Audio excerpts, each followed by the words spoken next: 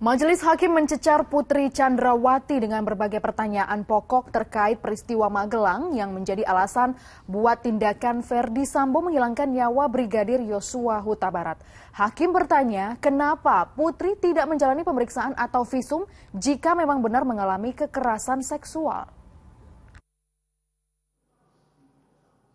Pengadilan Negeri Jakarta Selatan kembali menggelar sidang kasus pembunuhan terhadap Brigadir Yosua Huta Barat pada Rabu siang.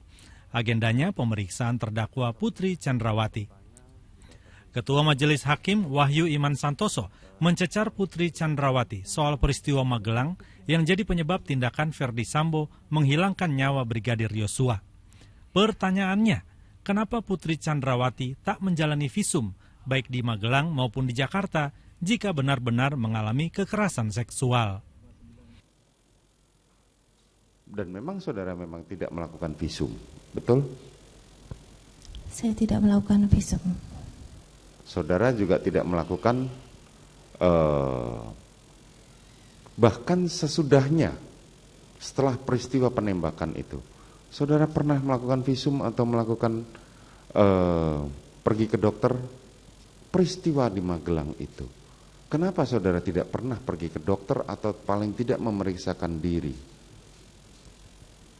Yang mulia, sebenarnya setelah kejadian, saya itu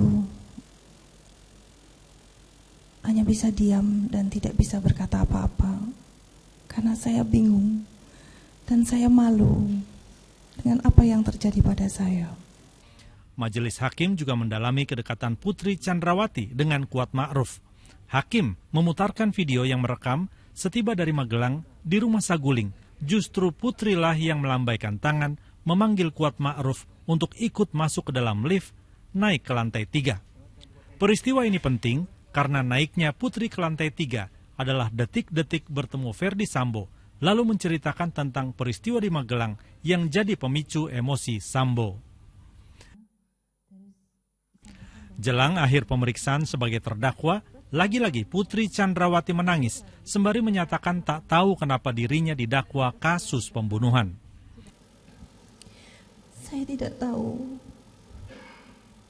di mana salah saya hingga saya harus menjadi terdakwa seperti ini.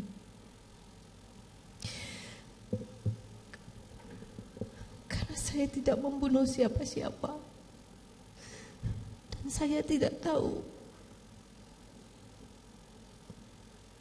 kalau suami saya akan datang ke Duren 3. Pekan depan, tuntutan terhadap istri mantan Kadif Propam Polri ini akan dibacakan jaksa. Akibat perbuatannya, baik Sambo, Putri, Richard, Ricky, dan Kuat didakwa melanggar pasal 340 KUHP, subsidiar pasal 338 KUHP, junto pasal 55 ayat 1 ke 1 KUHP, junto pasal 56 Kitab Undang-Undang Hukum Pidana dengan ancaman pidana maksimal hukuman mati, penjara seumur hidup atau selama-lamanya 20 tahun.